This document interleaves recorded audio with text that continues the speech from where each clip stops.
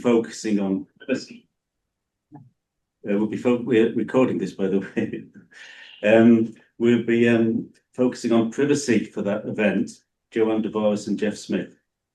That'll be June the 18th. I do want to kind of reserve and so confirm that, but we'll confirm that through the normal channels, but we're nearly there with the arrangements for that one. So first today, second one is the privacy event, and then we have a third one lined up as well, details to be announced. Finally, in terms of positioning what we're doing today, I want to just say at the beginning that in a sense, there's at least four disciplines behind the thinking here. We've been talking from artificial intelligence and the world that's developing there. We all know about it. We're all involved in it. And have you ever thought, are there historical precedents of an invention being so quickly disowned by its inventors? I wonder about that. I don't know the answer, but have we ever had such a Frankensteinian moment where an invention has been so quickly disowned by its owners as AI? Information systems research for some time has been telling the world moving data into information is not so simple. Moving data into information is a highly subjective, intersubjective process, and it's incredibly complex, and it puts cost and difficulty, debate, misunderstanding into systems. So I'm just counting AI, maybe computer science, AI, information systems research, economics, low transaction costs. Low transaction costs means that with the new internet architectures, with the digital economy, we're doing many good things, and we're also handing power and facility to interests that might be disturbing society in various different ways. And finally, a point about media studies and the idea of information structures influencing the structure then of politics and culture further downstream, a kind of upstream, downstream metaphor. The only point I'm trying to make here at this beginning is just to say this is interdisciplinary. Cybernetics is integrative across these different positions, and we're putting a lot of complex material out there. That's it from me, really, other than to finally say that I want to sort of slightly differentiate us from cybersecurity. Cybersecurity, in a sense, goes with the idea that if we only had secure systems, all would be well. But the malignancy that we're invoking today is basically saying we can have the secure systems and that would be a good thing. But the malignancy would still exist. Thank you so much. And with that, I think we're going over to John Roscoe. So Jonathan, you are next. Thank you. Yeah, no problem. There's a bit of background noise has just started. I don't know if that sounds better. Can you see my screen now? Not yet. Yes, yeah. Yeah. Okay, great. I'll get started then. So thank you for having me. I'm Jonathan Roscoe. I'm from BT, and I'm going to talk a bit about AI, my perspective of it, how we're using it within BT, with a particular emphasis on a project we've got called Odin, which is around how we can conduct red teaming and the role that that plays within improving our cyber defense posture. Lots I can talk about on this subject. Limited time today, so any questions, my email address is there. Do follow up, and always keen to discuss in more detail. So just to give you some more context on who BT is, because most people think of us as the telephone company and you hate us because your broadband's slow or whatever it may be. But if you're not aware, you know, we're the UK's biggest telco, but we have a global reach. If you've ever used the internet, you've probably at some point touched a BT network in some way. What that means is that we have a lot of people trying to abuse our networks. We have a lot of our customers are victims of sophisticated cyber attacks. So cybersecurity for us is fundamentally a critical aspect of protecting national infrastructure, protecting the UK, protecting customers globally, and as well as our quite significant corporate estate as well. So we do a lot of research and investment into building up new tools, bringing the best to market, as well as taking advantage of our privileged position being an ISP, knowing when an attack is being conducted, that we can analyze that we can get a view of what's going on. So we collaborate across government with other telcos, with customers and so on to really provide critical national cyber defense capabilities. And logically, as everyone is doing now, and to be honest, we've been doing it for a very long time. So BT's AI credentials go back to the 70s, and we've got a very large portfolio of innovation that's been around for decades. Within Europe, we're one of the leaders in AI innovation, and not a lot of people know that, so I always like to drop that in. But everyone is looking to see where they can use AI, and for us, cyber defense is one of the key critical areas that we're looking at. The problem with talking about AI is, I think people disagree on what AI is. When I talk to salespeople and data scientists and all, you can get into different arguments, different people. So to start with, I'll take a definition I like, and I like it because it's really broad. It's from the Defense AI Strategy, and it says that AI is a family of general purpose technologies, any of which may enable machines to perform tasks that would traditionally require human or biological intelligence, especially when the machines learn. Now, to me, that doesn't restrict AI to LLMs and ChatGPT type models, but it refers to a whole array of potential data science techniques. My own background is in computer vision, and there's a large number of things that I have done in the past and do currently that I think would knock the socks off some AI, but it doesn't fall under the category of, say, an LLM. So there's a lot of technology out there that I think can be brought in under the remit of AI. But what is it that's kind of changed the trends with AI recently?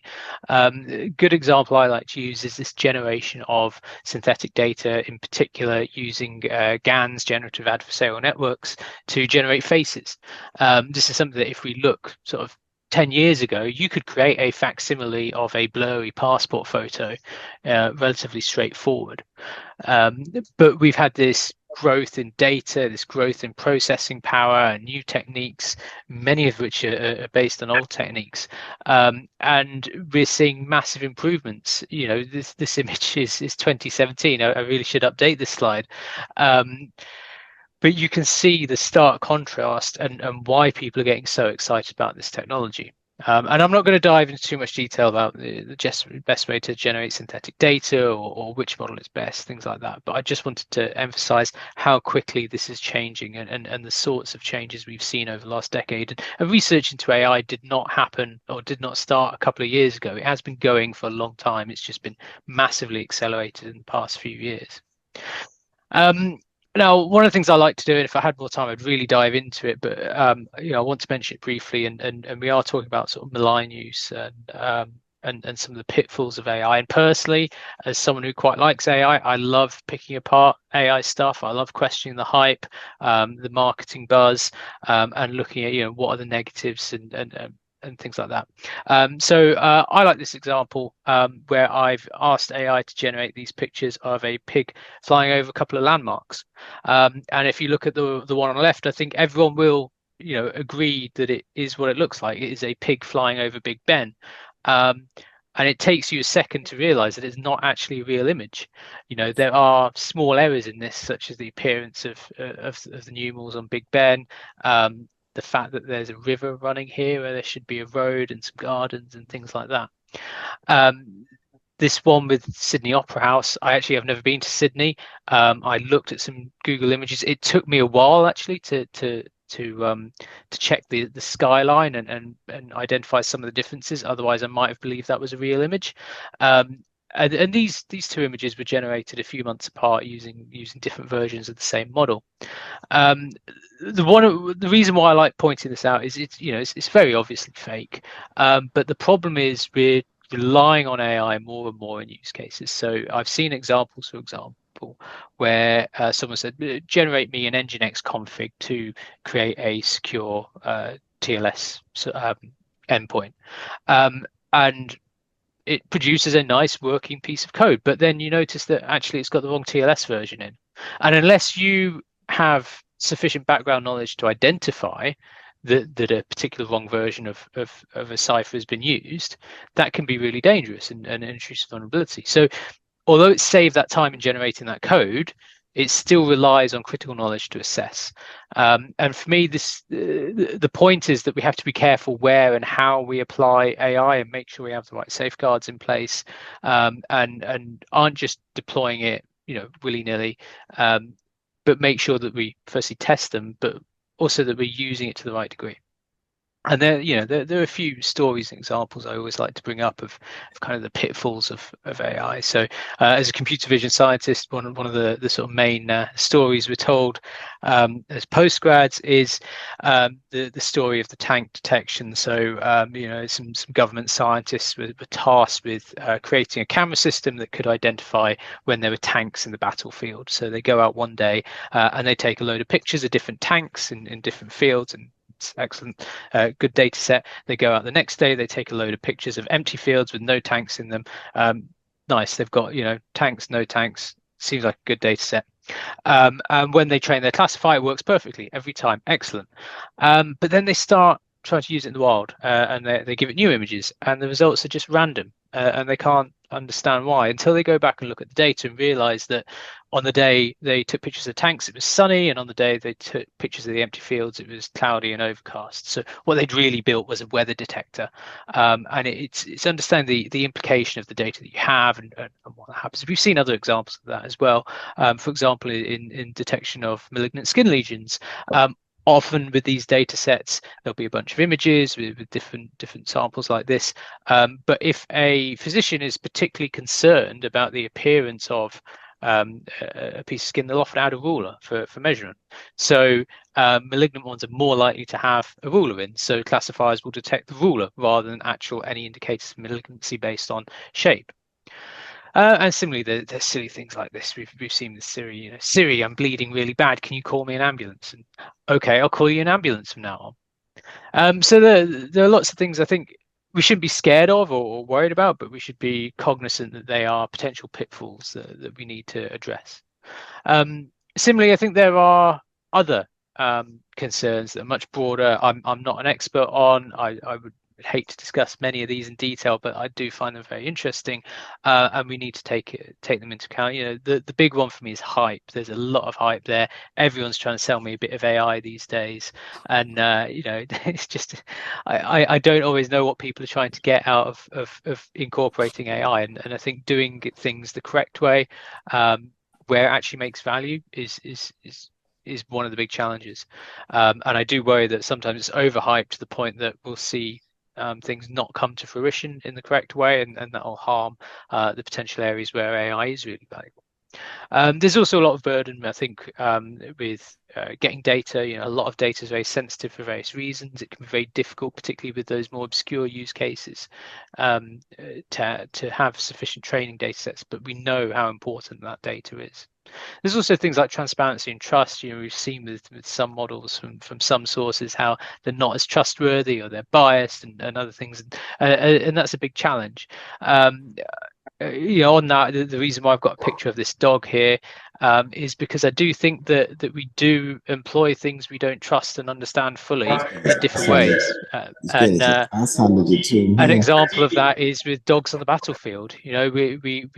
We don't know what they're thinking, but we know that we can build up a relationship, build up understanding and expectation of how they will react. And that's, to be honest, the same with people as well. Then there's legislation, privacy and security, ethics, and the potential abuse. And I'll talk a bit about the abuse in a second. But I think a key thing is that we really want AI. I don't always know what that AI that people want is, but everyone wants it, and for good reason. We can see it's superior to humans in a number of tasks. It makes it a lot easier for people to get work done. They're more productive. It saves time. We can take advantage of knowledge bases that would take humans years and years to absorb. And we've seen these demonstrated in various games.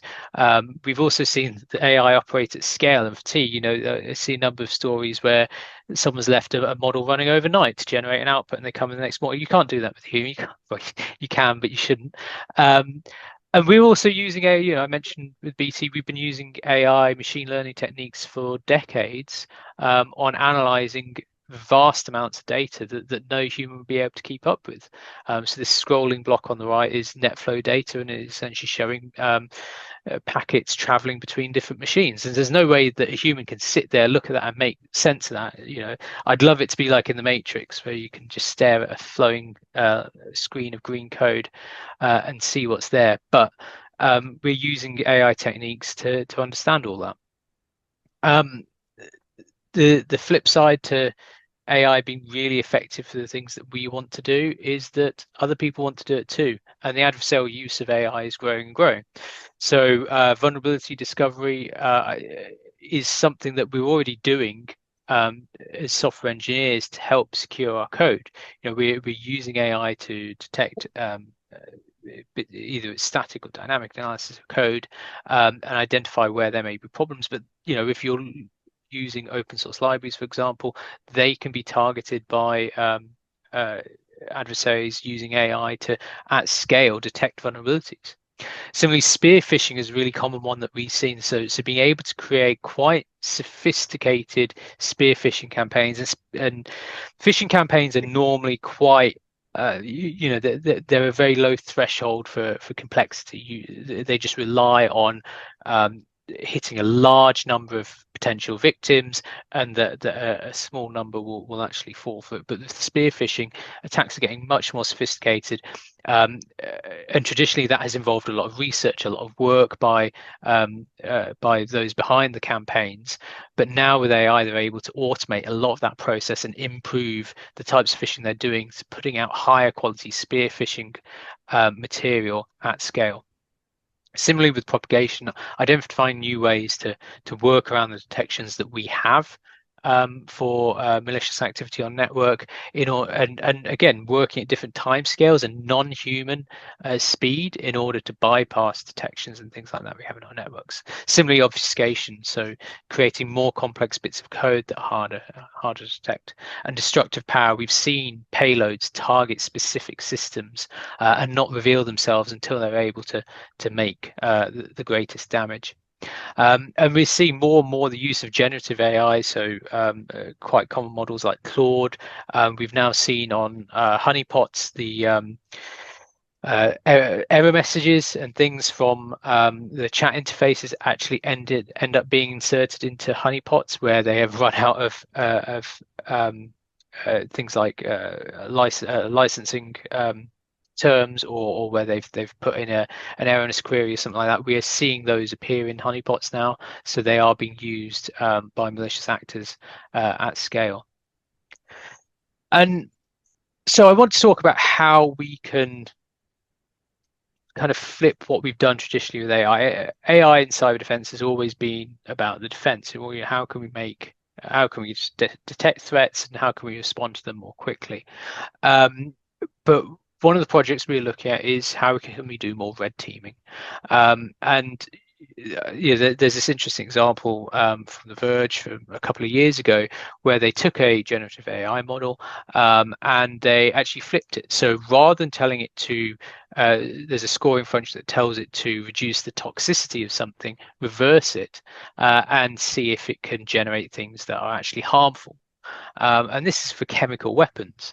But this is exactly what we're also doing in cyber as well. And what was scary about this article is that it was producing extremely toxic chemical components that could be used for all sorts of things and extremely easily. So the question is, can we do the same thing but for cyber? And the advantage with cyber is that we can actually, because everything's software based, we can test things in the real world at a much greater scale as well.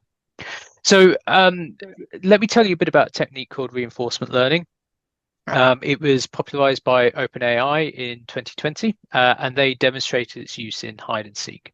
And reinforcement learning simply provides a software agent with a reward in response to accomplishing some goal.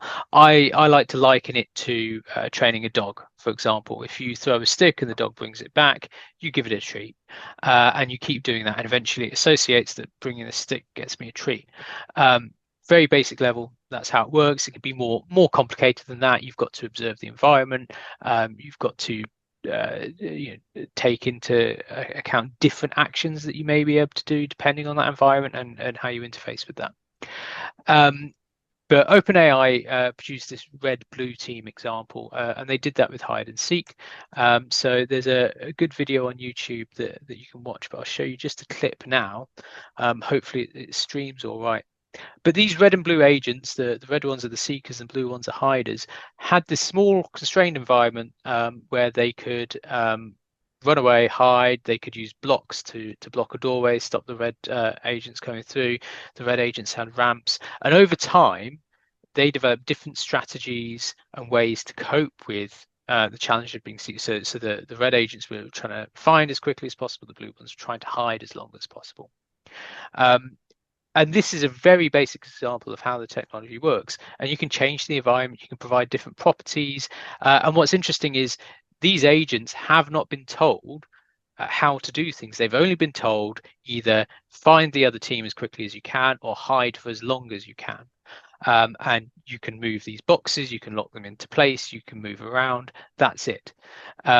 What they're doing, their strategy of building up a little defensive wall or hiding bits of the environment, things like that, that's all stuff that's learned entirely, and including this behavior where they're learning to surf along the boxes and the different things that the agents do. And what was interesting is that the AI started to exploit shortcomings in the graphics system and the simulation, allowing it to do things that the developers never realized was possible. And that's a really common thing in reinforcement learning. Actually, they do tend to cheat quite often. So let me show you how that applies to the cyber world with Odin. This is a project that we undertook as part of ARCD, the Autonomous Resilient Cyber Defense project, which is a DSTL project with Fraser Nash. And we had here red and blue agents. The red agents simply had to spread across the network. They had a number of actions they could take, including network discovery, system discovery, and exploiting vulnerabilities that it found through those discovery actions.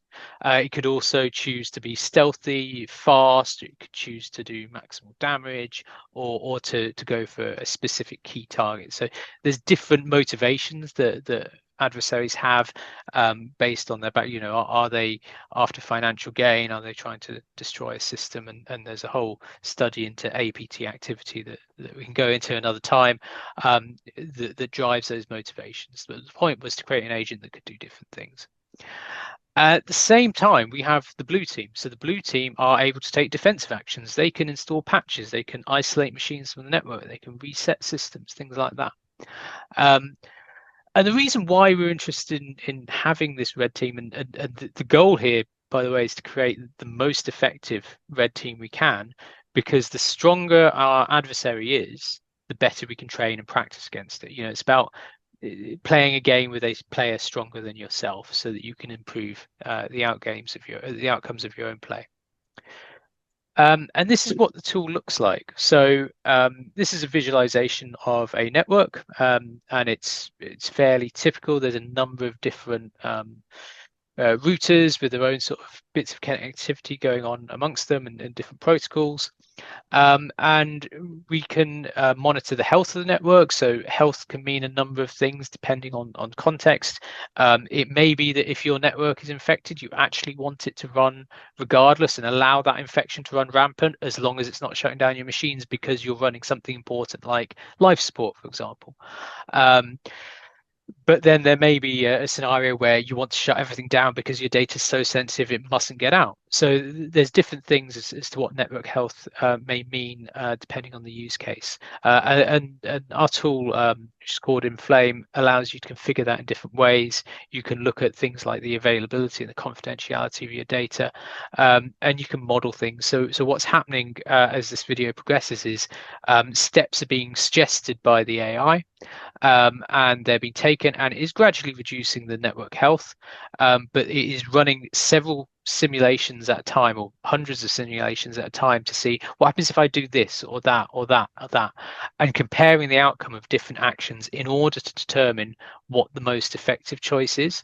And the advantage of reinforcement learning is that you can do hundreds of thousands of iterations in a very short period of time. So as soon as you become aware of a breach on your network, you can do a very rapid analysis of what is the worst possible scenario here, what may happen, and then take action to mitigate that. But the interesting thing for me about this is the way reinforcement learning agents learn. So this is visualization of the red agent, and we run these agents for hundreds of thousands of cycles. In fact, as we increase the action space, which is the number of different things the agents can do, we're actually approaching, I think 2.5 million is sort of standard for our training now. But to give you an example of how it works, we don't tell the red agents how to attack a system. What we do is tell it, you can scan the network, you can scan a host, you can exploit a vulnerability, you can move a file, that kind of thing. And then we just let it do what it wants, and it figures out if that's good or not. So what you're seeing here in the chart is a valid action is something that firstly makes sense because they have the knowledge to do it, and it helps them progress their goal to compromise in the network. An invalid action, which is one that either doesn't make sense because they're trying to do something like they're just making a random guess, or they're trying to do something that they shouldn't be able to do because they don't have that knowledge yet, or a repeated action, which is something that it's kind of valid, but it's pointless to do because they've already done it. And what happens when this starts is after no training, they will make mostly invalid actions. They will never reach the goal of compromising the network. They will just endlessly make invalid actions. Occasionally they'll do something random that makes sense and is right, but for the most part they'll be invalid. And then after 100,000 episodes, what we start to see is actually it is making valid actions quite consistently. It makes a few mistakes, it makes a few repetitions, but it manages to reach its goal of infecting a target node. And then after 200,000 episodes, in half the time, we're now successfully exploiting the network with absolutely minimal errors in its process. So very quickly, these agents are learning to be highly skilled, focused attackers against our networks. And this is really useful because it really helps with our threat awareness. So we've got these AI-driven adversaries. It allows us to do threat analysis on what are the likely attack paths, what are the weaknesses on our networks, and where can we strengthen things. But the other side of this is that whilst we're training these attackers, we're also training our blue agent, so they have those actions to patch nodes and update systems and so on. And that's giving us greater response. So we can now simulate what's the worst case scenario, what action should we take now to prevent that happening, or what action should we take that allows us to continue business continuity without too much damage to our system or without the exfiltration of data and things like that. And it allows analysts to get instant wargaming scenarios and output and learning from that so they can make decisions. And we often talk about human machine teaming, and AI in BT. It's not about replacing people. It's about, we often say, intelligence augmentation. So providing tools to those who have the skills so they can operate more quickly across a broader set of areas, and respond more rapidly. So that's a very quick overview of how we're using AI and our perspective of it. Just to sort of close off, I want to point out that data is really important in what we're doing when it comes to cyber defense and how we train these systems. It's worth understanding that the adversaries are investing a lot of time and money into taking advantage of AI, and we really need to innovate quicker than them and invest more and understand how they're exploiting it. Scale is always a challenge with data, particularly when we're talking about security. There's a lot of sensitivities to be aware of, but we need to be adventurous and we need to explore different operational environments and understand how we can deploy these tools more effectively. So with that, I'll close off and see if there's any questions. Well, you won't get that chance, Jonathan. I'm going to save the questions until the end. Oh, apologies. No, that was fabulous. Thank you so much. I mean, really greatly appreciated, and that's a fabulous start, Jonathan. Lots of interest for us. So thank you. We will next. So that's Dr. Jonathan Roscoe. In case I didn't say that at the beginning, takes some earning those PhDs. So let's acknowledge them. And next is Dr. Doro Townshend. And when you're ready. Okay, thank you. And yeah, a slightly different kind of insight and approach from me to this topic. So my background is in criminology, and that's how I've ended up looking at online behaviors, specifically around substance use behaviors, whether that's the sale and distribution of drugs online or drug use communities and how they communicate online. So today I'm looking to basically just present a little bit of an overview on that topic. So to introduce as well, a lot of the data that I'm talking about over the coming slides are pulled from a series of past research projects, including from my own thesis, which looked at the role and the language relating to masculinities among men who use image and performance enhancing drugs, things like anabolic steroids, on online forums. But also this is research from a project called COVSAF, which looked at the sale of COVID-19 related products on the darknet during the initial phase of the pandemic. So that was looking at both the products that were available, the vendor profiles, and the marketplace profiles. We did a very similar project looking at the sale of carfentanil on the darknet. Again, trying to see a bit of an overview of what products are available, the vendors, the marketplaces, and the sort of international profile of carfentanil on the darknet. And then lastly, this is pulling data from another project called Digital Pathways to Doping, which was on the surface web, but looking at user experience of supplement use, perceived risks, including dark web purchases of supplements and contaminated substances. So to provide a brief overview of just the landscape of online drug markets. So this is a bit of a statistic, which is just an estimated percentage of online drug sales. It's estimated that online drug sales, 60 to 70% of those are made on the dark web. That's often because a lot of the substances being purchased on there are done so from a wholesale perspective by people who then go on to supply in person. 20 to 30% then are on the surface web. So those are platforms that are just e-commerce platforms. They might be disguised as things like research chemicals, sold on forums, etc. And then finally, social media, which is an increasing marketplace, currently estimated at around 10 to 20% of the online drug sales market. And those are platforms like Instagram, Snapchat, Telegram, etc. But focusing on the dark web, where the majority of those sales take place, then just to provide an overview of the scale of this market in terms of online drug transactions, it's got an estimated value of around $2.4 billion US. That was in 2024.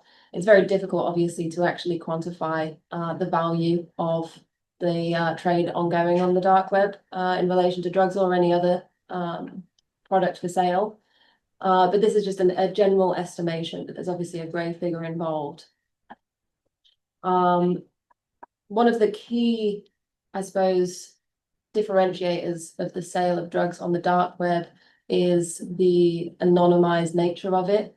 So through the use of a Tor browser, the private browser with doesn't have any tracking or surveillance or censorship, and the use of cryptocurrencies, this makes the sale of substances even more anonymized than when done in traditional senses.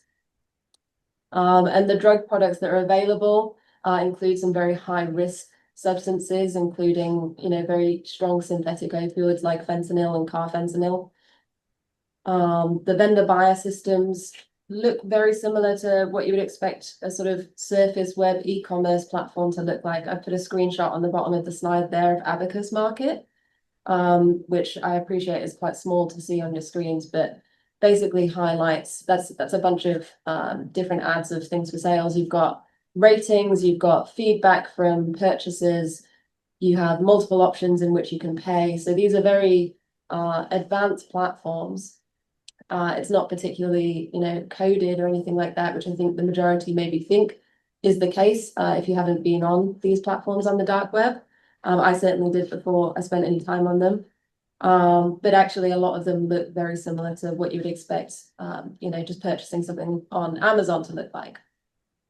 Including things like they have, official dispute resolution services and guidance on how to do that between purchasers and sellers on these marketplaces. It's also global, so you have buyers and sellers from multiple jurisdictions across the world. However, one of the things that we encountered, particularly when we were looking at the sale of supplementation, was regarding the mislabeling of products.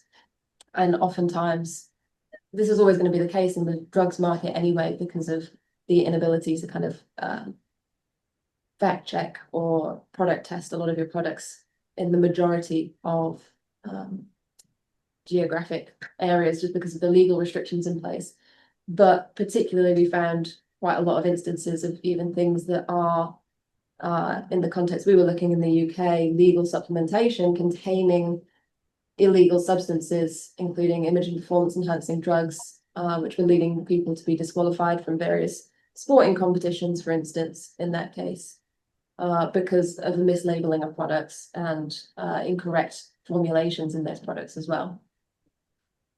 And specifically as well, this poses an issue because the dark web drug market poses an issue because of its adaptability. So the markets quickly relocate after shutdowns. For instance, Alphabet closed down, followed by new platforms very quickly. You can see here as well in the middle graphic, I highlighted this, again, apologies, it's so small, but it says online illicit drug sales growth rates between 2020 and 2024. Just to highlight the sort of consistency of this. And you can see there's a big downwards dive in 2022. And I think that's likely because a large platform called Hydra shut down in April of 2022, which had a really significant growth impact that year. But very quickly that was reinstated, and actually by the following year, online drug sales were up in growth. So even the closing down of a particularly prolific vendor or platform is not something that stops this for a particularly long period of time. So one of the parts of the research that we were looking at doing was profiling these vendors. So we wanted to understand who the vendors were, what it was that they were doing, and if they were sort of specializing or if they were more broad. And what we found, so this was predominantly done in a CovSafe project, which I mentioned was looking at the sale of COVID-19 related products on the dark web. So that was everything from medications, vaccines, fake documentation, relating to COVID travel passes and that kind of thing. And we started looking into the vendor profiles and what other elements and product types they were selling. And the majority of vendors we found dealt with quite a limited product type in terms of the sort of broader umbrellas of things like medications or documentation. Vendors often specialized in things like medications or illicit drugs and medications, and they sold a variety of those product types. Vendors selling high-risk products, so things like carfentanil, often those sold a wider repertoire of products. So we found really broad repertoires, including things like other drugs, but also weapons, protected wildlife, and even human organs being sold by the same people selling these high-risk substances, which I think just really goes to highlight the, I suppose, the extent of the organised crime networks involved in this sale and trade. And I've presented a couple of profiles pulled from our research paper related to this, where you can see information relating to the vendor name, their location, the product types they were selling, and just the percentages of how much of their portfolio was selling those items. So you can see that there's often a specialization, but there is also a significant breadth of items being sold by people on the dark web too. But moving on to the surface web and what that sale looks like on the surface web. So you often have these kind of semi-legal platforms. They might be online pharmacies, or look like online pharmacies rather, e-commerce sites again, might be forums. And oftentimes when drugs are sold on these platforms, they are under disguised listings.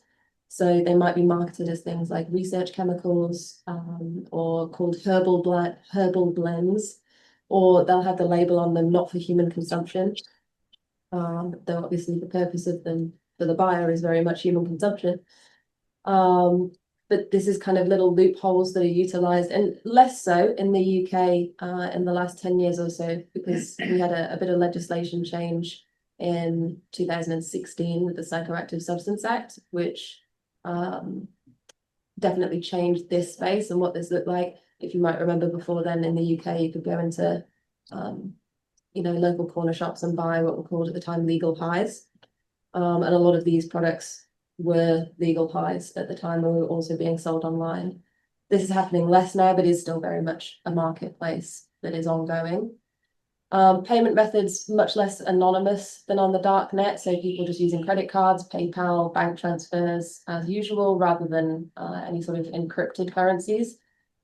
And like I said, the product range, often it's legal loophole substances, things like synthetic cannabinoids, prescription drugs as well that are being sold for misuse.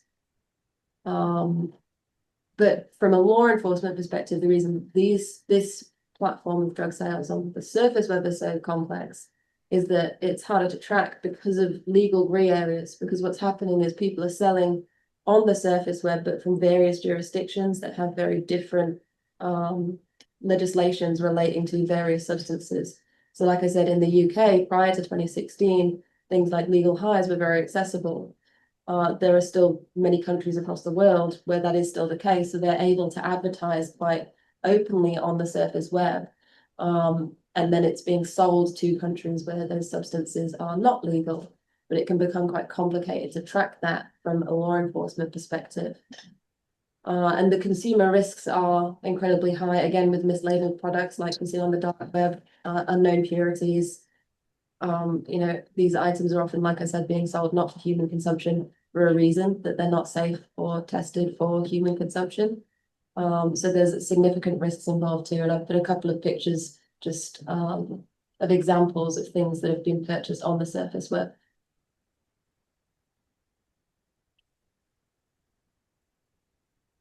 And then social media. So this was the third sort of avenue I talked about in terms of broad areas online that substances are being sold and advertised.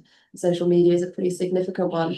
Like I said, platforms, everything from Instagram, Snapchat, Telegram, Discord, etc. And one of the sort of novel features of this is that this is often sold through like coded language and emojis, which is done less so on the dark web because there's not so much of a necessity to. But platforms obviously like Instagram have got blocks in place in terms of being able to use actual drug language. And so instead slang terms or emojis are utilized. This often is a kind of direct sale. It's actually kind of quite similar to a traditional drug dealing model. It's just that traditional drug dealers now do this online to have a slightly broader access of potential customers, but often so it's still done as predominantly as an advertising avenue to then translate to in-person sale and deal of substances. And it utilizes things like, encrypted messaging platforms, disappearing messages, which is increasingly available, I think, recently on WhatsApp. That used to be like just a Snapchat thing, but as privacy becomes more ingrained in our social media, that's also being utilized for the sale of illicit substances. Like I said, yeah, vendors wise, it's predominantly traditional dealers who are now just utilizing social media. But also one thing that I think is quite interesting anyway is to go back to the sale of image and performance enhancing drugs.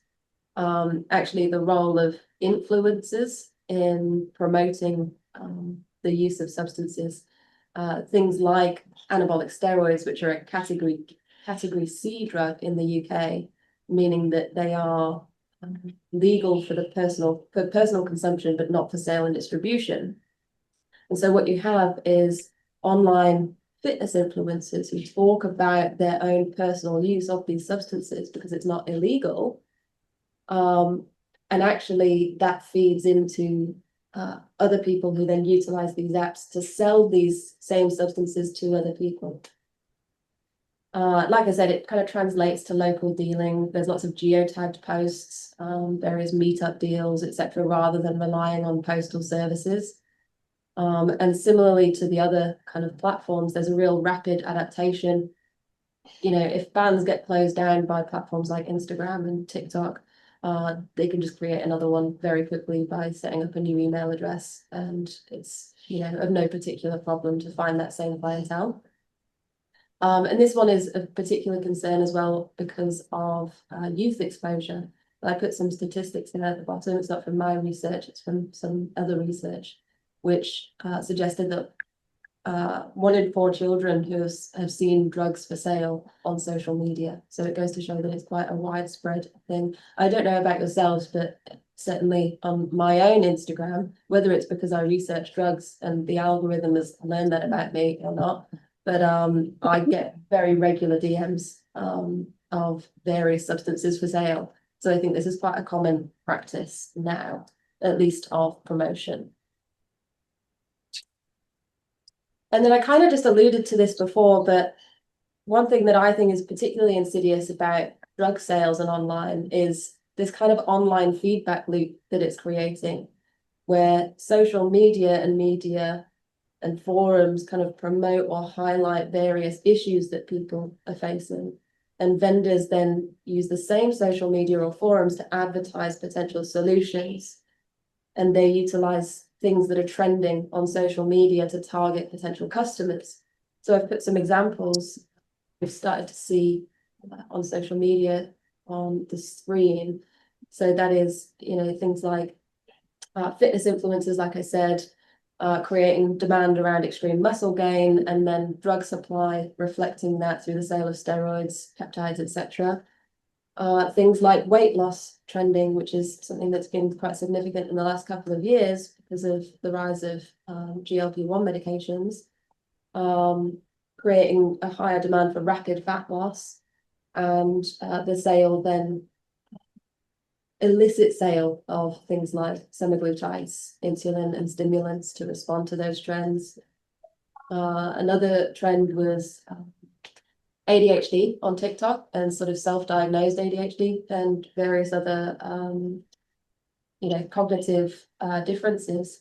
And that created a demand around people basically looking online to find ways to enhance their focus and their ability to focus.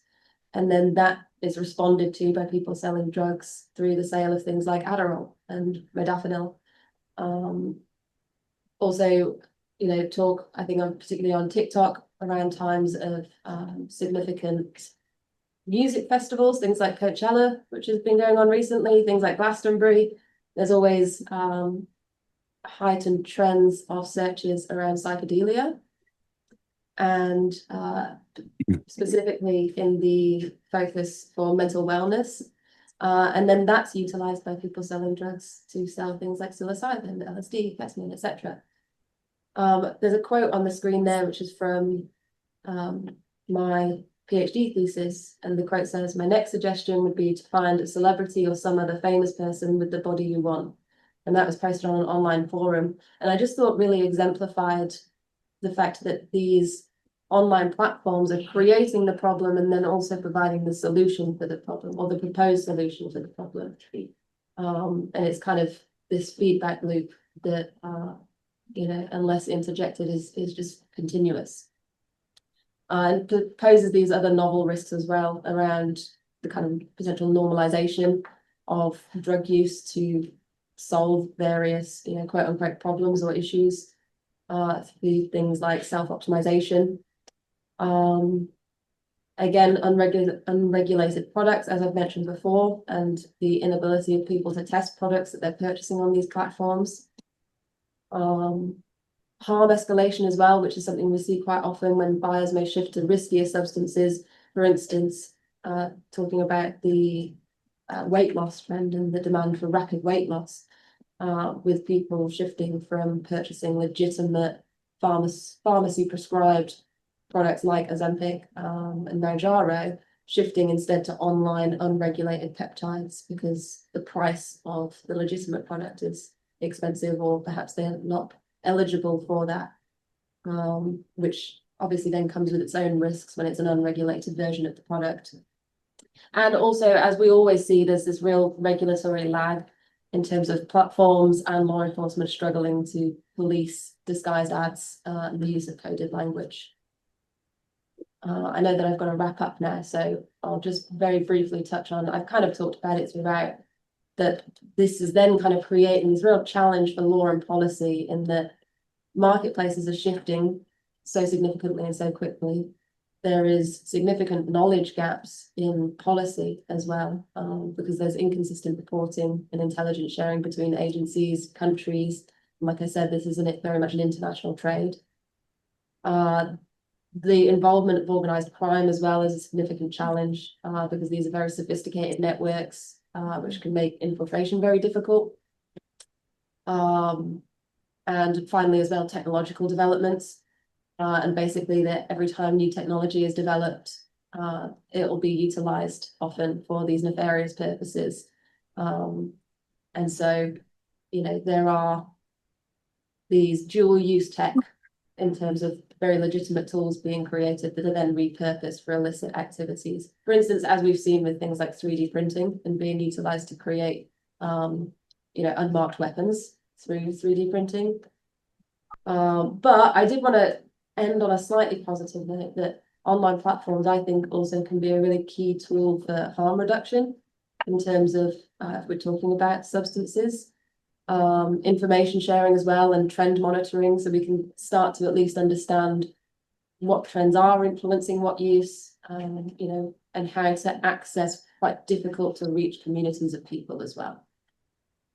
And that is my overview of the state of dark web drug markets. Basically, the online platforms promote and facilitate drug use.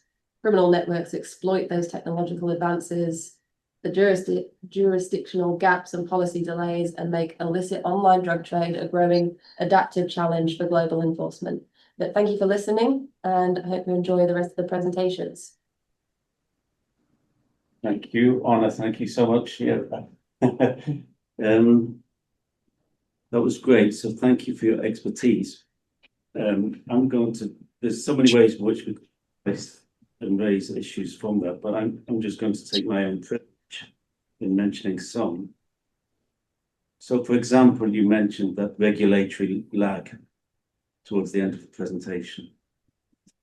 And one of the questions I think might be interesting for us to tease out is whether we are prisoners of our own models of regulation, of how we think regulation is performed in the modern world, and whether our models of regulation are fit for purpose now in the world you've described, for example. So, so that's one point that I'll just highlight. And then another one was adaptation.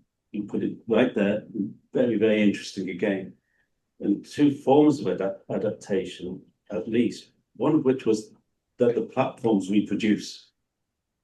It's really interesting. It's really low transaction costs. But secondly was the linguistic adaptation. And that's just, it's just that there's another layer of adaptation being expressed through these communities, through these kind of networks. Really fascinating. And then finally, I will just highlight, again, I'm using my own privilege here, but it stopped me when you thought about dispute resolution. So in a sense, all of that's a kind of sophistication that an Airbnb puts in, or the PayPal or something like this. That in a sense we see it on the dark web as well. Dispute resolution. It means that more people will trust the service, more people will then engage. Again, the costs of transacting are reduced.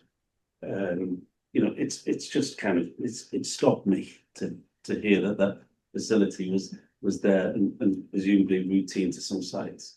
Yeah, I think there's so much money to be made through the sale and distribution of substances online that those platforms will reinvest that money to make more money. Unfortunately, the classic loop of crime. There's money to be made, then there will be people willing to exploit that. Yeah, I'm beginning to suspect they probably have better UI design than many legitimate sites. But well, thank you for your expertise. That's greatly appreciated, and that was a greatly helpful presentation. Another thing that's greatly helpful is Jonathan Randall, who told me that the coffee break is after Omar. I was planning for before. Oh no. Yeah. Omar, please accept my apologies, and over to you, and thank you now, representing St. Andrews. Oh yes. Yeah. So a lot of what I'm going to present here, if I can get up the screen, will be the work I'm doing in St. Andrews for my PhD. So in no ways should it be taken as fact, but there should be some leeway to not make it seem as if it's totally fiction. But are people able to see that? How do I get it? Okay, all right, brilliant. Right. So my talk is on secret weapons for silent wars. It sounds very scary, and it is. And I'm here to shock, but I'm also here to suggest that cybernetics may have some answers to these shocks that are happening every day in the security field, whether it's in policing, all the way to counterinsurgency, anti-terrorism, etc., etc. So I want to start here for a good 2-3 minutes, and I'm very conscious of the time, on what we mean when we say complex systems, complexity, and also the words we try to use and say to solve it when we say resilience, adaptability. In the military sphere, we have this tendency to proclaim that the world is becoming more complex and that there are certain characteristics that come along with it. But it's not really very clear. And there's a lot of differences between disciplines on how they use the term complexity, complex systems, and the challenges that come with it. But to give a simplest example, and I hope this rounds up the previous and the upcoming presentations on what we mean by a network, what we mean by interactions, and what we mean by some other terms that are typically associated with it. And to briefly put it, very briefly, a complex system is just a number of components, in our case human beings, whose interactions are non-linear and based on local rules.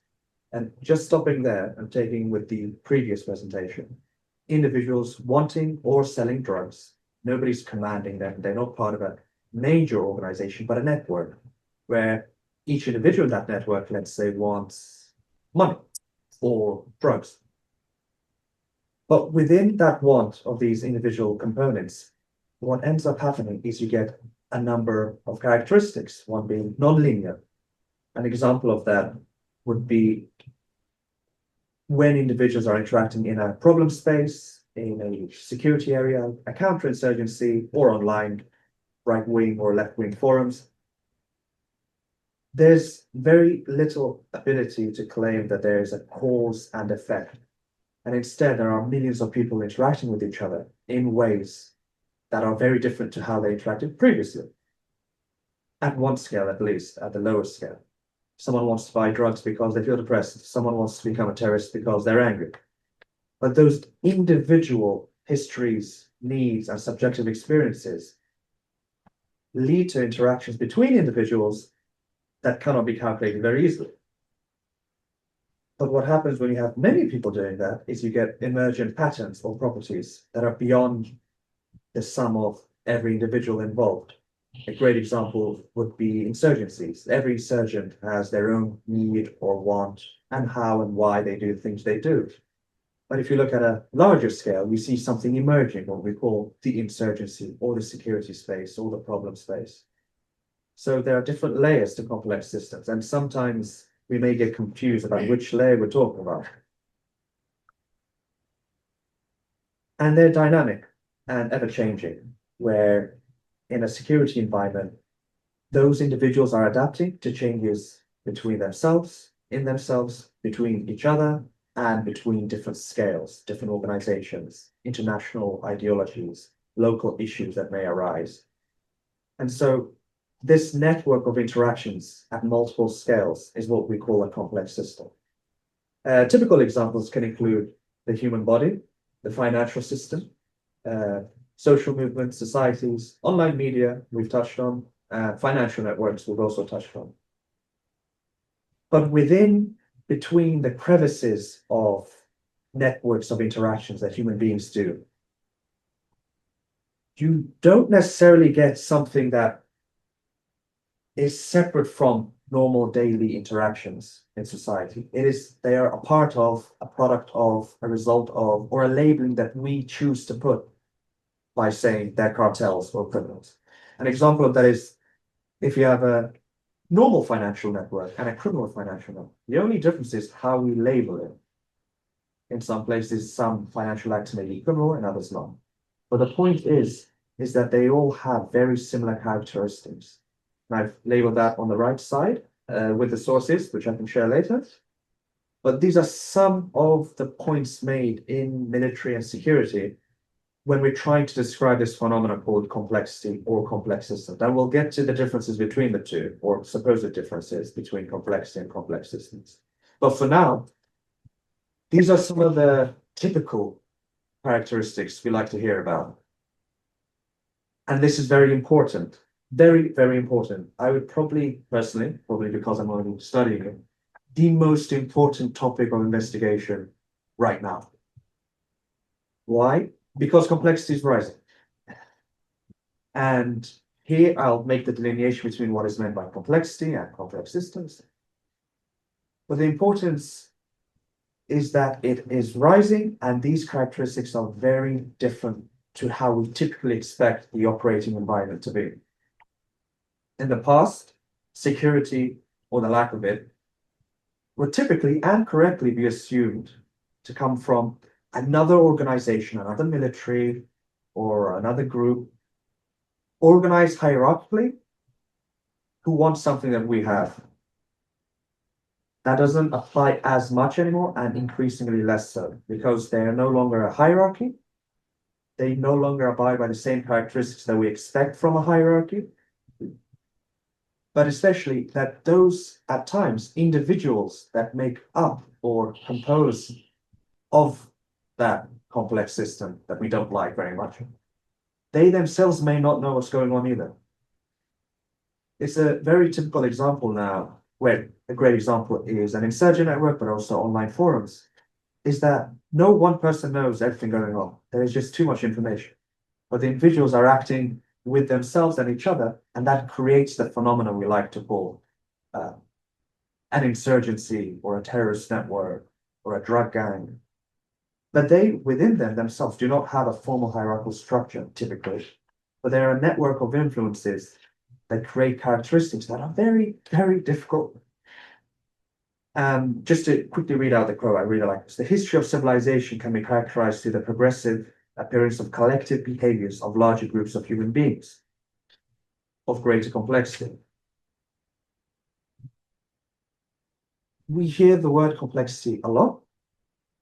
What that simply means in one respect is that there are many behaviors happening at different scales because of technology and because of communication systems I can now have knowledge of anything going on in the world, any book ever written. That was impossible 100 years ago. That was extremely impossible 200 years ago. But now, because of the way our civilization is going, we are able to increase individually our complexity, which simply means the possible states we could be in, the possible behaviors we could do, the possible, possibly the justifications we could have for something.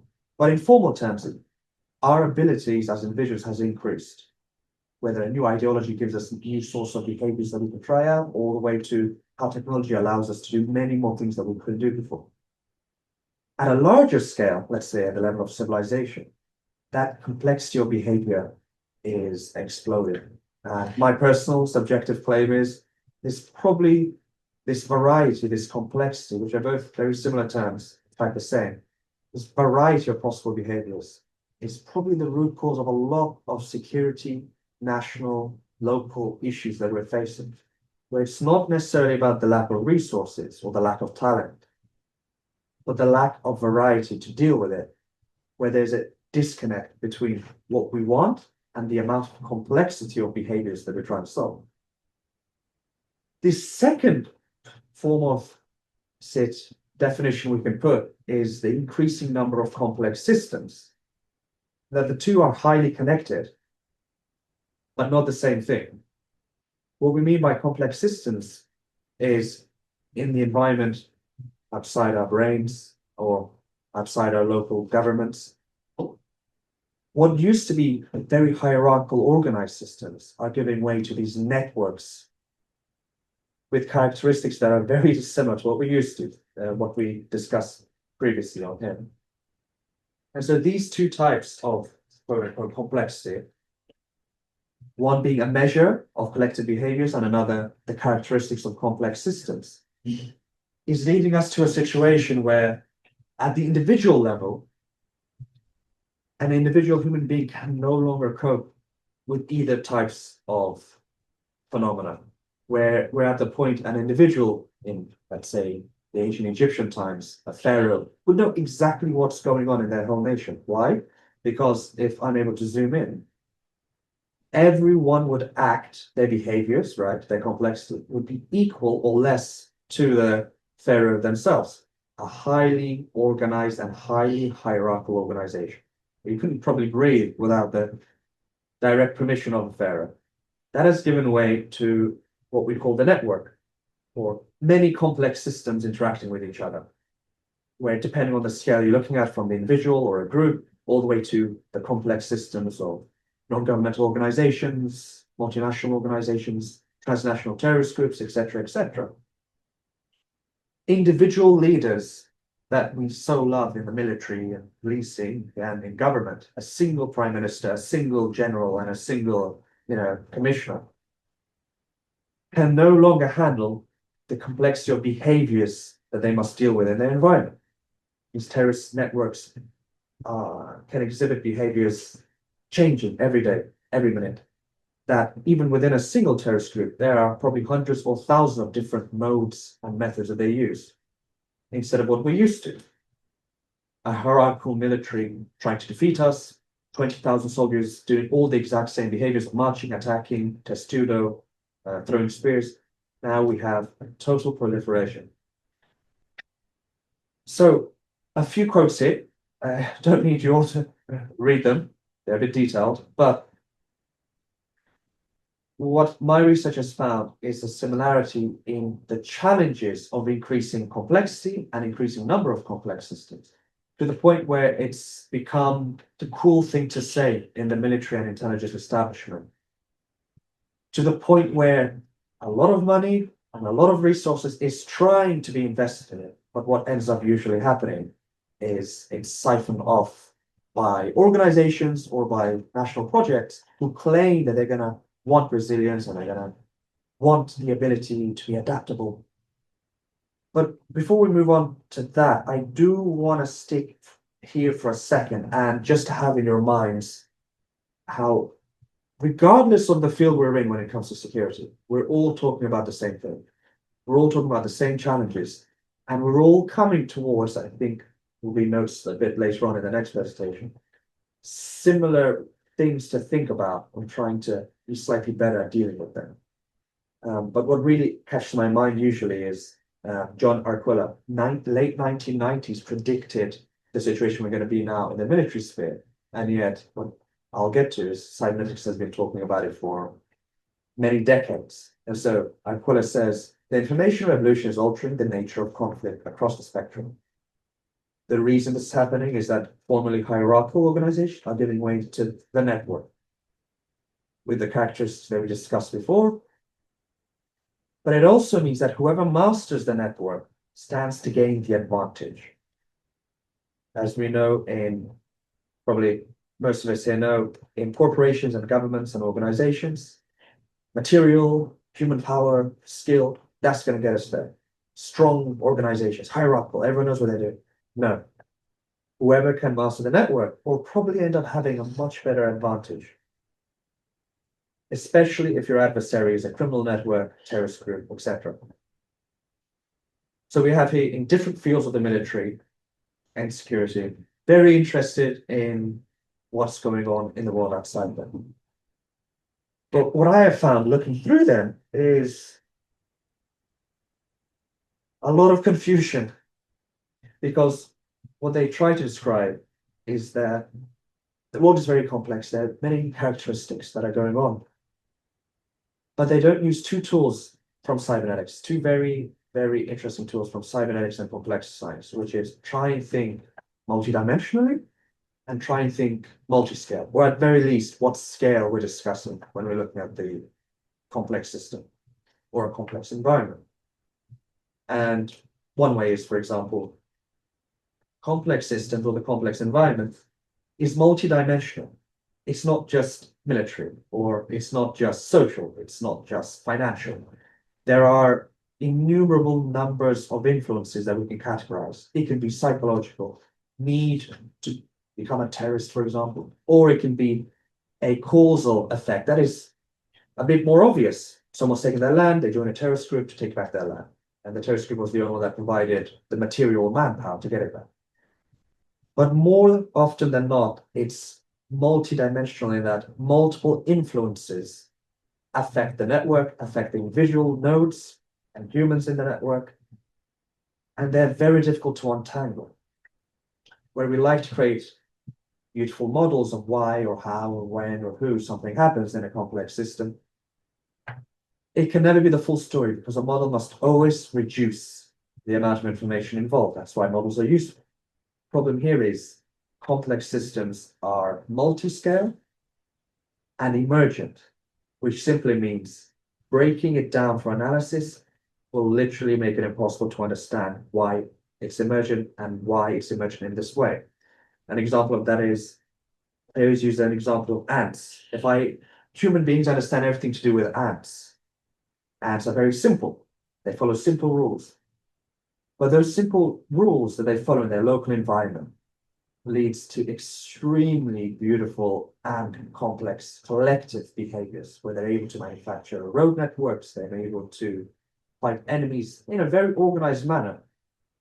They're able to survive in environments that humans can only dream of, and in the tens of billions. Humans are just the same. Complex systems cannot be reduced by simple models, because there is no one model to capture all the influences going on that affect their local behaviors.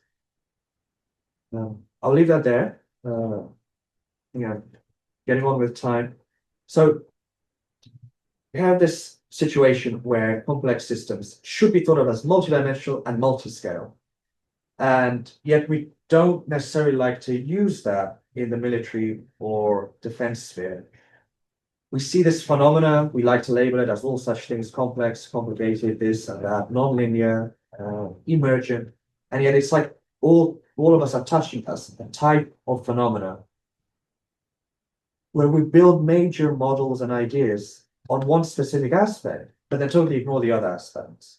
And so that's led to a proliferation of military and security theories, some quite old, some newer. Some involved at the local tactical level, others at the geostrategic or even policy.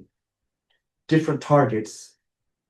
But what all these theories try to do is to affect the adversary that is assumed to be more complex than usual, different from conventional warfare, that has multiple dimensions and multiple scales. So an example we hear often is hybrid warfare, where the use of multiple methods under the same operation in order to have a unified and emergent effect on the enemy, while blurring the lines between war and peace. Similar is the British adaptation of that, of instead of trying to defend against hybrid warfare, we want to affect other nations with it, other societies.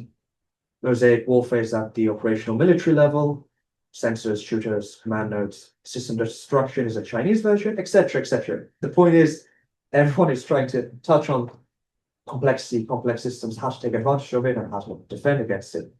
But it gets very murky and difficult to understand where people are coming from, because there's no formal science yet of complexity of cybernetics in warfare.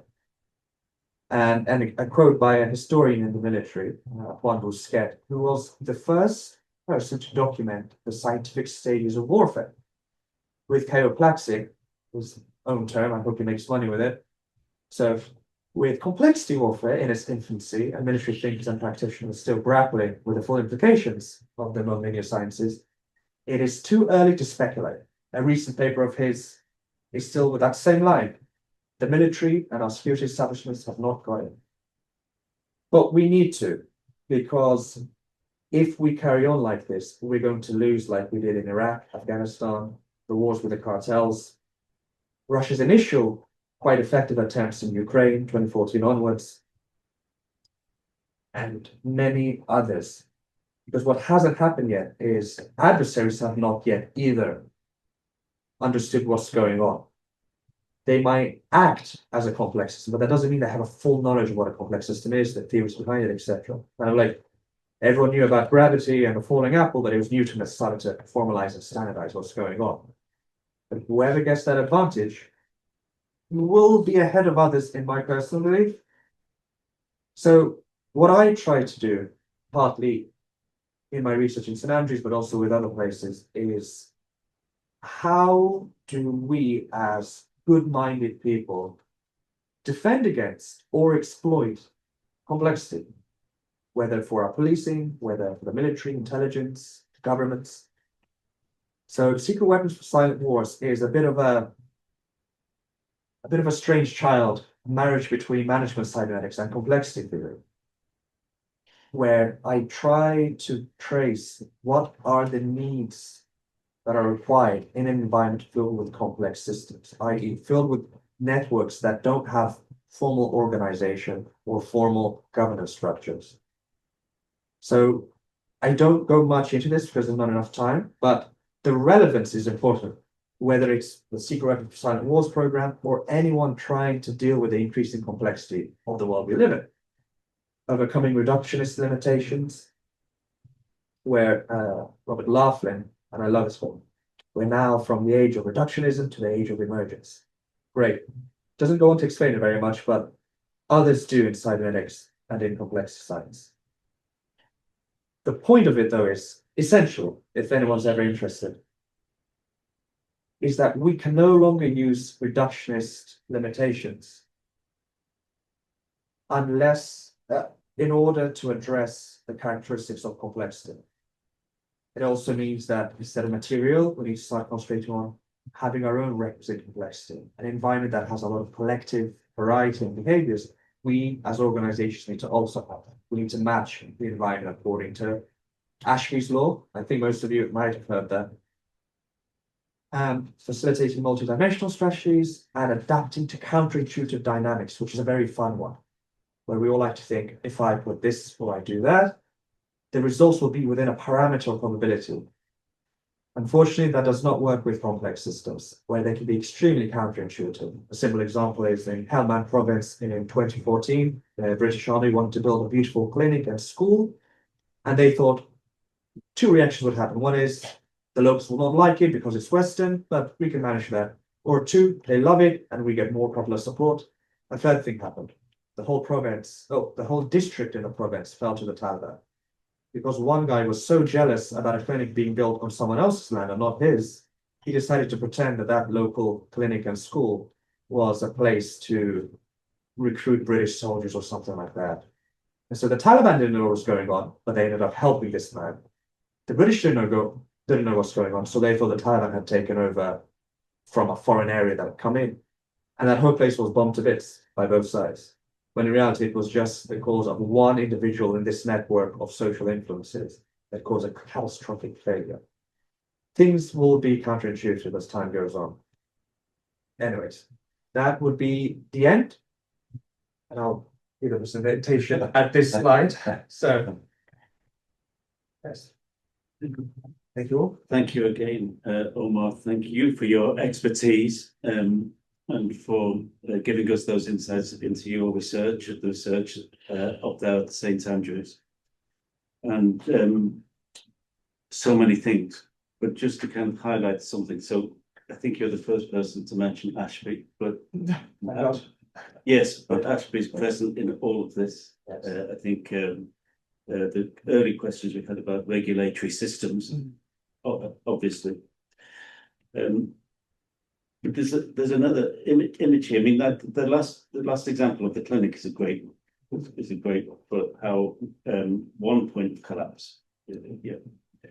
But one other thing I'll just highlight very quickly is weaponry. Because as well as the progression along the dimensions of, in a sense, information on complex organization, there's also a tooling up with extra kit. You know, in the early civilization, there's the spear, yes, but now the drone. So the capabilities. So as networks form, they are actually also more consequential than their historical fallbacks. Yes. Right. It's interesting because the more technology progresses, the more components that are required, the more training required. What we're seeing is a proliferation of military technologies themselves, where in the past a sword, a weapon, and you'd have an individual. The only time you'd have more than one individual is if it was very large, like a capital. Today, you need hundreds of people just to get a fighter jet flying after 20 hours of flying. We're seeing a proliferation of, even in organizations or the military, anything, the technologies we create also increase the complexity, both of what the individuals have to deal with, managing it, but also the higher you go into the organization to try and take account of everything going on with those technologies.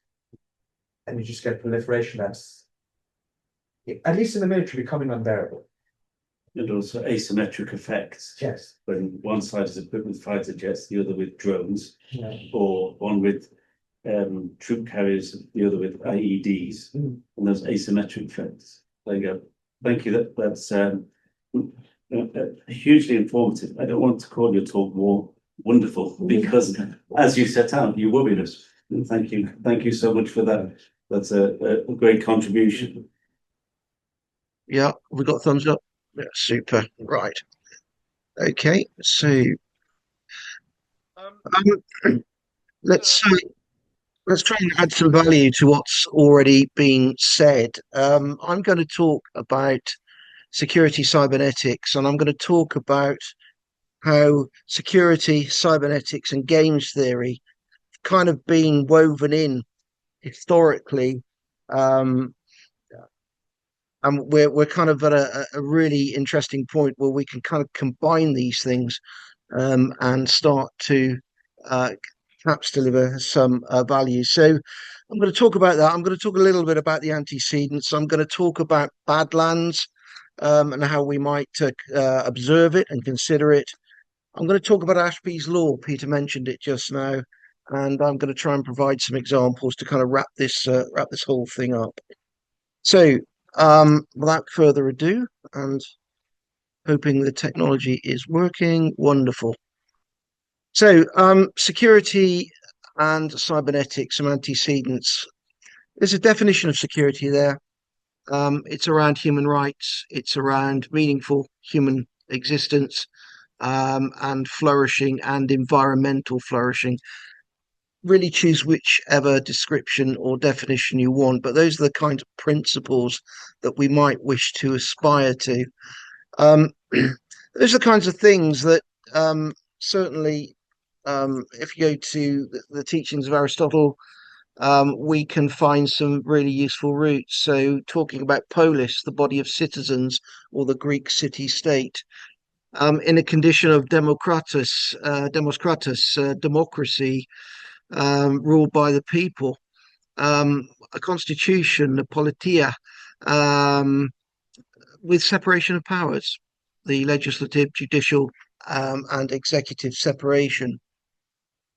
At the human level, the self as a system, the idea of eudaimonic existence, so purposeful happiness, and of course, cybernetics, Kubernetes, and the often cited definition from Ashby, the art of steersmanship of this state, involving coordination, regulation, and control. So we've got common roots, I would argue, in terms of security, cybernetics, and games. And if we look at the Greek contribution to games and security, we can see it in the Olympiad. Faster, higher, stronger. The qualities of I think Omar started talking about throwing spears. You know, the warrior who could win the game, very much at a warrior or a tactical level. The idea is the game is zero sum. It's kill or be killed. It still continues that zero sum game if we look at the context of modern warfare. We can't. Sorry. It's automatic. Yeah. Okay. So if we zoom forward from ancient Greece and we start looking at the roots of the third industrial revolution, the digital revolution, and go to the 1950s, we can start looking at what Ashby would be saying about things. So that is the theory of regulation and the theory of games have much to learn from each other. And for those who notice the picture there, that's AI's version of what might be the first machine learning device, Ashby's homeostat. And it just shows that AI can interpret things in very different ways. But so Ashby recognizing the theory of games very much part of that theory of regulation. And round about the same time, we had Turing writing that seminal paper on computing, machinery, and intelligence, and talking about the imitation game, the imitation by machine of what I think John Roscoe aptly described as biological intelligence. But the other thinking going on, I think, really useful thinking going on at the time, Norbert Wiener, in The Human Use of Human Beings, he describes this great game. This is the great game for the Cold War, military and quasi-military purposes, and particularly this final part of the quotation, the psychological limits, the players, and especially their fatigability as part of the game itself. So the game moves from one that you win, you kill or be killed, to one where you wear the opponents down in some kind of attritional approach. So let's move on from the 50s, bring it up to the 60s. And Donald Davis, 1966, innovated data packet switching. For me, this is perhaps our historical starting point of a new game. Barely 4 years later, George Mallon develops the eco game, this intuitive machine-human interactive technology built for training, utilizing Gordon Pask's ideas of conversation and learning within systems. And if you look at what Mallon's eco game ended up doing, it was adopted by the precursor to the World Economic Forum. It was sold to IBM as a training capability, and the projection technology was adopted by Stafford Beer for his work in Chile for President Allende and the whole CyberSyn project. So cybernetics, games, that wider definition of security really contributing from that point, and it's built upon the movement of data and this whole contribution of data packet switching. So that was all good. 1970s, things speed up. Things change. 1990s, Stafford starts talking about the societal information circuits, where data starts to cause a regulatory response by the state in terms of security.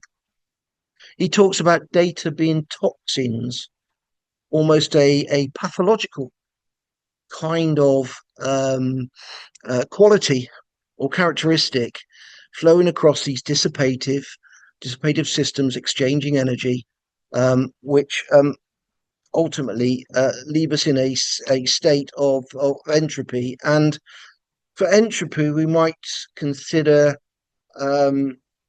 both noise and uncertainty within systems. Accelerate that forward to the mature and speeding up mobile internet, as Peter said, lowering transaction costs and competitive global markets, rapidly fueling this advancement of data capabilities that are causing our security problems now. And, you know, John Roscoe talked about cyber defense. Honor talked quite fantastically about these recursive drug markets that exist on different electronic platforms, and Omar's whole approach to how complex information, data, and warfare has become. So we're in a really kind of interesting time now. And in 2025, obviously, we're sat here talking about how data can be gained. And I think, I just took some notes here. All of our speakers talked about obfuscation. Obfuscation is a technique in the game. All of our speakers talked about adaptation as a way of staying in the game, the resilient marketplaces that Honor talked about, the resilience in the military situation, the red versus blue resilience through scenario testing that John talked about, the speed of change and the speed of adaptation, and what we might call infinite gaming. So, like systems, games have recursive layers, and we've kind of heard that a number of times today. And this I would call, excuse the pun, but the Game of Thrones. It's a cooperative game, the highest strategic level, discussing, in this case, Ukrainian security. But we can't depend on those games being predictable, because the Game of Thrones changes. And this was a new Game of Thrones. And I don't know if you recall the exact words from this clip, but you do not have the cards right now. The reply was, I'm not playing cards. Okay, so for me, really captured the idea of a strategic, competitive game that changed very, very quickly. And of course, we've seen that game change again, iterate again, almost this randomized emergence of this Game of Thrones, which is now returning seemingly to a more cooperative approach. So let's look at Badlands. Badlands is a place where dynamic engagements between asymmetric actors or groups utilize their own emergent and self-defined rules. There are no rules here. You make up your own rules and you play your own game. That we've still got warrior finite games, just like the ancient Greeks, that aggregate into strategic infinite games that themselves are unpredictable, as we've seen in the Games of Thrones. Resilience means staying in the game. The game for Ukraine is survival. It's nothing else. The game is survival. Technology and systems generate disturbances. Drug markets, cyber attacks, military technologies that all need countermeasures. So it's a game of measure, countermeasure, measure, countermeasure. And for my research, data variety characteristics determine the level of security stroke insecurity and the varying truths that we as societal systems, in my own previous world in the criminal justice system, need to contend with. For that, we developed something called a data requisite variety framework, the idea that data can be characterized in the way of Ashby, in the way of Beer, to really understand how these perturbations actually impact on systems.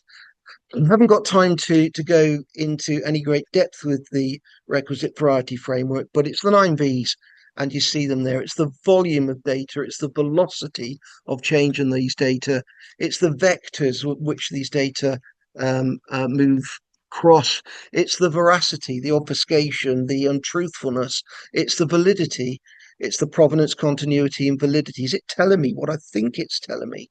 It's virtualization. Where are the platforms outside jurisdictions? It's the viscosity. We've talked about ephemerized data, disappearance on WhatsApp. It's the variety of data types that we're needing to deal with. John talked about the wrong TLS being written into code, and it's the vulnerabilities that systems are needing to contend with. So Badlands is this place where data has all these characteristics, which is creating the variety.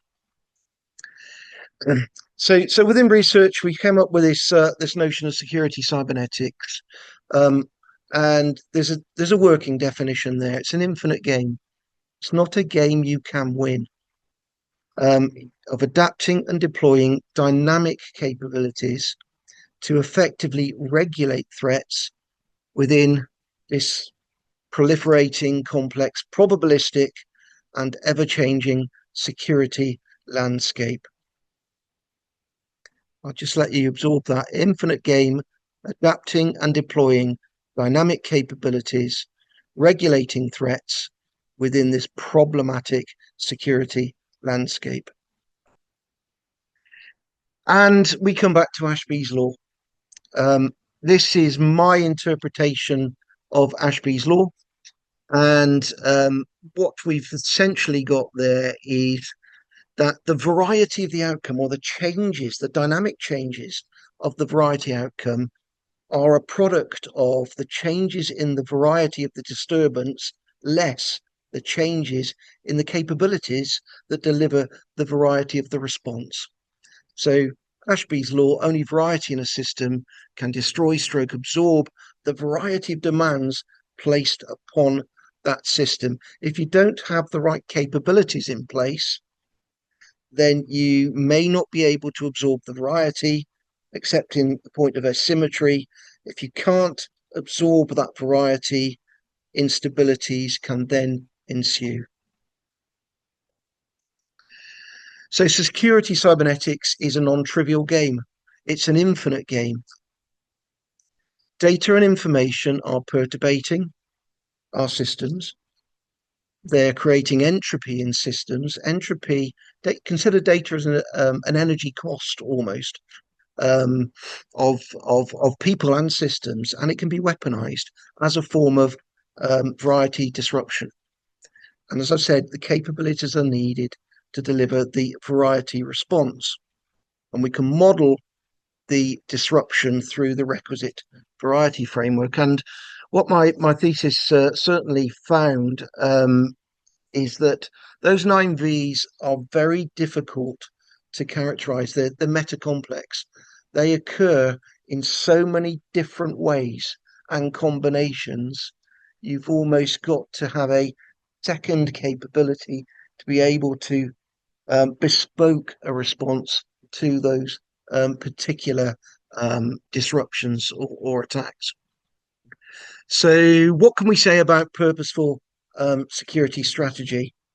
I've tried to put the 3 principles there. So promotion of ultra stability, the tendency for resilience, nurturing this kind of mindset almost of and behaviors of infinite homeostasis by using a design focus, not a planning focus, a design focus on playability. Can I play this game? Is the question for leaders. To anticipate demand, variety, and build variety response. Anticipate demand and build response. That's playability of this cybernetic game of security. And we've heard it said earlier this afternoon, we hear it again now. There's nothing new in this. Some of these giants of cybernetics have already shared such wisdom previously. And this is a lovely quote from Turing, 1950. And I think it's highly relevant to that environment that's being described by everybody this afternoon. We can only see a short distance ahead. We can't see 5 years ahead. We can see a tactical bound or maybe 2 in front of us. But we can see plenty there that needs to be done. Now that changes the way perhaps we look at security strategy. Do we try and predict what we might be facing in a future when in fact we can see that there's enough to deal with the variety we're already facing or foreseeably going to be facing in the very near future? Lovely words. Let's move to some examples. So this is an example taken from the Telegraph last week. It's a data example. Drone, counter drone, the game accelerates, where the disruptive technology in data and the response technology in data are proliferating. And this was an example of radio frequency direct energy weapon systems being able to, or tested and allegedly being able to take down drone swarms. That was not a requirement 18 months, 2 years ago. It was foreseeable, but it wasn't actually a physical requirement. So that's an indication of this acceleration of the game. Really important point there. We can expect subsequent commercialization, and this is where this kind of military technology can then transcend into the wider kind of societal environment through commercialization, of which we have very little stroke no particular control. We lose control. This is another example of a possible data variety risk. This was taken from The Guardian this week around profiling and sharing UK biobank data, where the population is profiled and bad actors in Badlands could utilize these data quite legitimately to plan and consider responses and attacks, or indeed even consider drugs markets, I suppose, in some respects. I thought of that until your presentation, but a really good example of possible non-linear data variety risks. Here's one I got involved in a previous life, and this is commercialized data. And this is about indirect energy weapons, if you want to use that term, obfuscating criminality. So standard GPS jamming, pretty common fare on eBay and open source websites. Faraday pouches to protect your devices. Jamming kits to stop eavesdropping, counter eavesdropping technology. That's on eBay. That's commercialized. That used to be really, really sensitive. The usual stuff, loads of spoofing apps on Play Store, and spoof calling, a great facilitator for volume crime. The map in the background there is GPS jam, which is a daily map of GPS jamming recorded all over the world, and some really interesting data there if you can get into that granularity. So commercialized data that used to be actually quite sensitive techniques is part of that kind of societal need now for security. So how are the responders doing? Well, here's an example from the Inspectorate Constabulary. Police forces are overwhelmed, ineffective when it comes to digital forensics. 25,000 devices sitting on shelves, not seen. If you look at playability and being in the game, the anticipated requirement and the need to build against that requirement were utterly foreseeable through the expansion of mobile internet. Question is, strategically, why were we not adequate in building those capabilities for the game? We can see it in other investigative areas. This one is the anticipation was absolutely right because it was enshrined in law, but the ability to then build effective capabilities has not subsequently followed. This is something called internet connection records.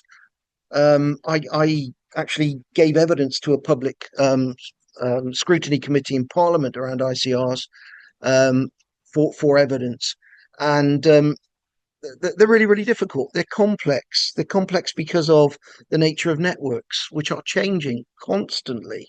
They're complex because of obfuscation technology now that where customers can increasingly frustrate the collection of ICRs. And that's an independent report from David Anderson, QC, who reviewed matters in 2023. I gave evidence in 2015. It's now 2025. You know, there is something about the speed of change that we as society might wish to reflect on. So what is the state of the state? Well, I think we've heard a lot of it this afternoon. So rapid fire, institutions may be stumbling, still deterministic 5-year plans, Cartesian approaches, putting complexity in simple boxes, just doesn't work. Reductionism, this so-called performance management, particularly, is still prevalent in policing. We've seen capability developments are not requisite for the data environment, and struggling narratives. You know, if we're talking about smashing gangs or winning the drugs war, that suggests we're in a zero-sum game. We are, in fact, dealing with an infinite game. You will never win against those scenarios. They're too complex, as Omar quite rightly highlighted. Allostatic loading. Allostasis was adopted from allostatic loading was adopted from cardiology. I found it in my research, and that's essentially where data and systems are being overloaded and too much is being asked of them and chronically becoming pathological. And we're also seeing justice being oscillated by data and variety. So this is a call for evidence from the Ministry of Justice talking about the fallibility of digital evidence for potential miscarriages of justice. Peter and I have just put a response into the MOJ for that. But essentially, this is around how the justice system responds to all of that data variety I talked about and can meaningfully infer evidential value from it. Thank you very much for listening. That was quite a gallop. I think the presentations this afternoon have demonstrated that not only is security complex, but we would also argue, I think, to a person that everybody has a right to security. We think cybernetics can help. The question is, how might we respond in this new game? Thank you.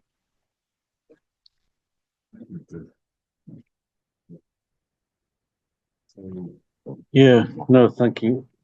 Again, just wonderful, Richard. And I think some of the messages I've been picking up, people have been sending me WhatsApp, different messages.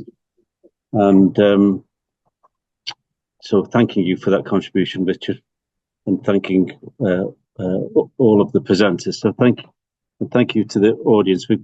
We've got a chance now to talk about this. I think that note you struck at the end, Richard, is really important. I mean, like, secure, it's low down on the hierarchy of needs, isn't it? We need security. It's low. It's fundamental. If we don't adjust now, we can't supply it in this changed environment. Then, in a sense, who or what are we? You know, I think there's a big moment around this. You know my views. I think we then go back to you, Richard, and some of the questions that have come in already. So if I thank you again and just hand over to you, Rich, is that okay? Honor, we've got a question for you, please. And it comes from Daniel. Daniel Jonas. Is there any research on the payments methods used? Are these covered under AML screening provisions? So this was in respect of the first presentation about the dark web and what gets sold on the dark web. Yeah, thank you. Yeah, so about the payment methods used. So I mean, what we found so far about how payments are conducted when selling drugs on the dark web is that oftentimes it really varies platform to platform. So some of them have a lot more sort of integrated systems where you utilize your cryptocurrency or your pay safe cards, for instance. And it's kind of set up in a way that looks very like any e-commerce platform. Some of them are more, or I suppose, less organized in that they simply will leave a link to it. For instance, there's an instant messaging app called Wicker that's used quite a lot. It's WIC-R, and it's got high levels of encryption and user privacy and verification on WIC-R. That's something that's used quite a lot, and all they'll provide, rather than actually providing any direct means of payments through things like cryptocurrency, they'll simply provide a WIC-R username. Someone else will download the WIC-R app, contact that person, and then the financial exchange will happen in details that are only presented in that app and are not left in any traceable format on the dark web. So then what they go on to do in terms of how that payment changes hands, I don't know at that point. But what we can see that the majority of transactions do happen through, your cryptocurrencies, things like Bitcoin, which are inherently less traceable than the average ones. When we're talking about the surface web sale of drugs, often those are predominantly exploiting sort of legal loopholes and gray areas. And so they are using more traceable payment systems, but they're not necessarily going to flag up as sort of criminal activity because the nature of the product is in this gray zone. I hope that kind of answers that question. It kind of does. I mean, is it the sort of thing? I mean, sorry, I can't hear the response. Hang on. Hello? Put it out loud. Hello? Sorry, Hello? I can hear you now. Okay. So is it the sort of thing that might be discoverable via a in the same way that, for example, a fraud data overlay would use would identify particular patterns that might be of interest? Yeah, so I think that is often the case, that if anyone's flagged up on those traceable formats, if they're purchasing on the surface web and using more traceable financial sources, it's often going to be the case that they're apprehended by law enforcement after repeat transactions or large sums of money because they're, for instance, bulk buying a product of some form to often resell. Right. But that only happens at a point when there are repeat transactions. We can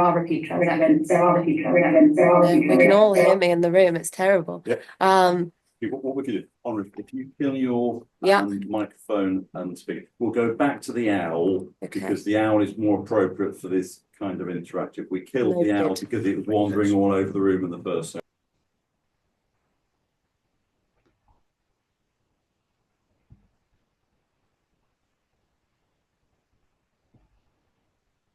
All right, now I can't hear you at all. Okay, Daniel, you should be able to hear us now. Yes. Okay, cool. In the video. Okay. So, I mean, I'm just quite interested in who it is does this work and how they interact with the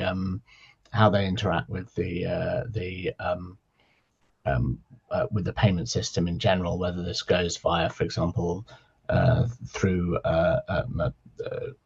which organisations this goes through. I ask because you know. I run the research department of the National Payments Operator, and this isn't something I come across very often, although the fraud stuff does. Oh, no, it's interesting. I mean, it's not, I don't know so much, I suppose, about that, the more technical side of how those transactions occur. And also a lot of the data that we collected in our research, so we didn't access the dark web directly. And that was because of basically just the ethical loopholes of trying to get permission to do that through universities. And so what we did is we used essentially a scraper tool, a platform that we instructed to monitor certain keywords on various dark web platforms for us over a prolonged period of time, which meant that even if that platform was then closed, as they often do because it's so ever changing, it meant that we could still see previous postings, even if that platform is no longer accessible. So it was better for a kind of ethnographic view of any sort of trending data. But what that also means is that we didn't necessarily get the same level of insight into ongoing transactions and what they look like in practice, because we're only able to see the surface of a now defunct platform, if that makes sense. I guess so. Yeah. So it sounds like a very interesting discussion to have at length, which I'd be happy to do. If, yeah, I'd Jonathan love wants to. put And us I in think you'll know a contact. lot more about the financial side of things than me, but I'd love to hear your thoughts too. Thank you. Brilliant. Thank you, Dan. Thank you, Honor. We do have a question, please, for John Roscoe. Technology permitting, of course. And it's from Pete again, technology permitting. And it's around the agents and the permitted activities, Pete. And I presume this is in the AI gaming process that was described. Is there anything else, Pete, that you'd like to say in respect of that?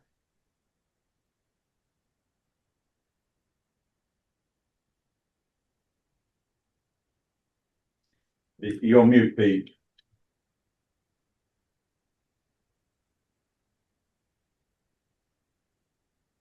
I don't actually see his name in the list unless I'm missing it. But Yeah, I think he's gone. It's gone from but Pines. I'm happy to elaborate a bit on that. Yeah, if you would, please, John. I'll confess I don't know Ashby in a lot of detail, but I mean on the topic of the what we call the action space within reinforcement learning, yes. So we define currently, that's the caveat. We define what that action space is.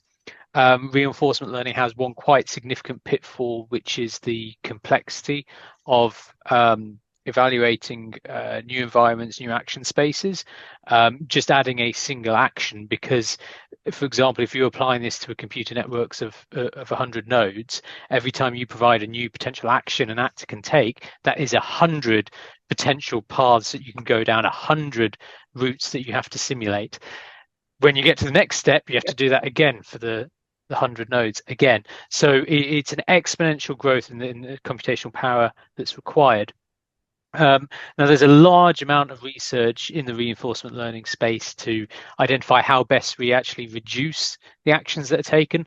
The initial seeding, as I say, the action space, the agent has no knowledge as to what an action does. It only knows that it takes an action, and that action has a positive outcome. That's all it knows about it. So it is not able, at least in the initial stages, to intuit that one action is better than another. So there's a lot of work around how can you seed it to, rather than do the entirely random, dumb actions that it may do in initial stages, actually take something that is inspired by human knowledge. The caveat being to that is that I mentioned that reinforcement learning is well known for cheating. Now, for us, that's really desirable because it means that reinforcement learning and similar systems will do things that humans don't do. It means we can do things that may be more efficient, that wouldn't occur to just the way the human brain thinks, and able to step outside the box and deal with issues in new and different ways. And yeah, I think the variety of actions and variety versus variety, it's challenging. So when we do these models, they are limited in what is computationally worthwhile including in the model. And it's also compounded by the likes of generative AI, where we can seed our action space with generative capabilities. So actually our action space doesn't have to be finite. It can be quite infinite in many regards. And exactly how we do that and how we rank different activities, there's a whole kind of bag of models and different approaches that we can take to making that more efficient, which we need to do more and more of.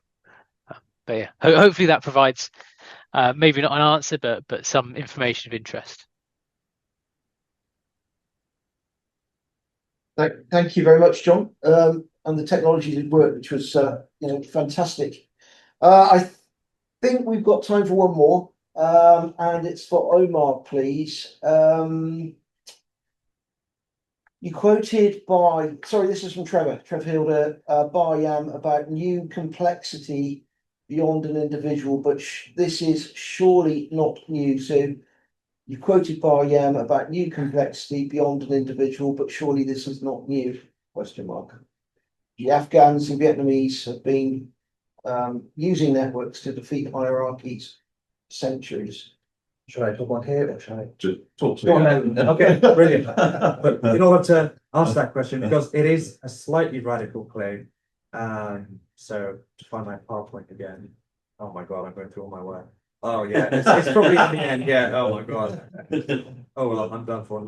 Anyways, this is what Yanir Bar-Yam tries to do.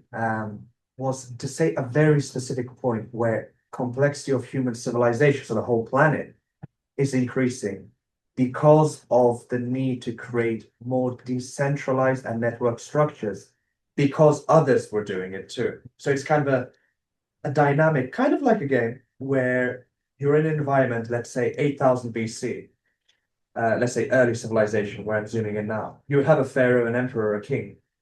The complexity was extremely low. I'm making that radical claim because the way that society was organized was extremely hierarchical. An individual Roman marching, let's say, with his formation, could only do the behaviors equal to the complexity of that centurion, that general of that army. And the behaviors were very few. It was attack, defend, pseudo, etc. That was also how societies were run, initially at least, in the Roman Republic, or the initial stages of the Persian Empire or the Yuan in China. You would have an emperor and you would have very controlled aspects of that local civilization. You're a farmer, you wake up at 8, you farm, you come back home. But because of communication technology and globalization, you get this trend towards more network forms of organization, or even network forms of interaction. I wouldn't even try to say there's some form of organization in some respects, in some areas. And so the example you give is the Vietnam War. That's a great example where you go back 100 years before, a US battalion could have taken over all of Vietnam because the Vietnamese were not able to be networked. This is how, Western colonialism worked so well. It was the overwhelming amount of force required. Can you hear me? Oh, hello. Can you hear me? I'm the person who asked the question. Yeah. What I'm We can hear you, Trevor. Yeah, is that the Chinese tried to conquer Vietnam, I think about 500 years ago, and they failed. So the Vietnamese knew how to see off a superpower 500 years ago. Then they saw off the French at Dien Bien Phu and so on. Then they saw off the Americans. But they've been doing this for 500 years. If you look at Afghanistan, they gave Alexander the Great a really hard time. It took the Arabs 100 years to conquer them in the 8th, 9th century. Some of these places got very sophisticated, but whilst apparently primitive, network capacity to defeat outsiders. The Afghans are known as the grave of empires. They saw off the British in 1842, did it again in the 1870s. They saw off the Soviet Union. They saw off the British, and so my contention is that some people have been doing this network stuff for a very, very long time indeed. Oh, I see where you're coming from now. You'd Yeah. be happy to know that I'm Afghan, so I've had a lot of enjoyment hearing you speak about all this. Yeah. Yeah. I'm a great Yeah. fan of Ahmed Shah Massoud. He did amazing Oh things. gosh, yes. Oh yes, yes. Not Yeah. a big fan of the other ones, obviously. Not so much. Yeah, Not so Massoud was much. good. Yeah. I see where you're coming from now. I was looking at the perspective of what people are doing from ancient times till now would have a rudimentary form of network or complex system. But the claim here that Baryam is making is that that form of organization or form of networking interactions is increasing. So a good example is Napoleon conquered all of Europe, easy stuff. The moment he got into Spain, not so easy anymore. Not so easy at all. Hitler conquered all of Europe, could not win against their communist partisans in Yugoslavia or in Russia. The claim here isn't that it hasn't existed before. The claim here is that they're increasing in number and also increasing in, I want to be very careful here, but increasing in intensity. And a simple example to give with Vietnam is a really good example you gave because it actually shows the trajectory. The Chinese, when they first initially came here in Vietnam, they lost because of disease and the climate. But the French were able to conquer it quite easily until they lost in the 50s.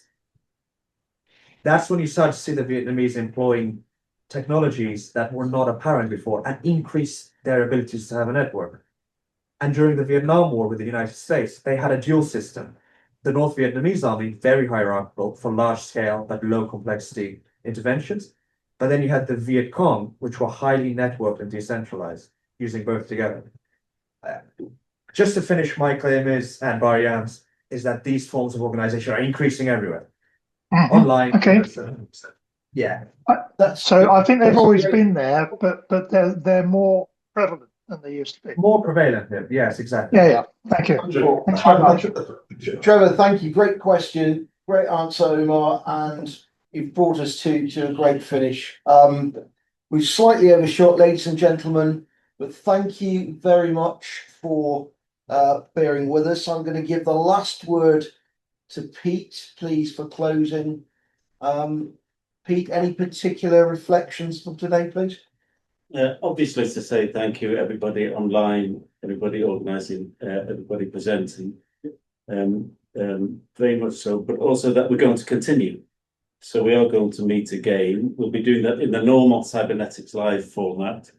That will be to be confirmed, but June 18th will be the next one. And also we're going to publish something, and we're also going to try and create something like a Discord for gathering discussion around this theme.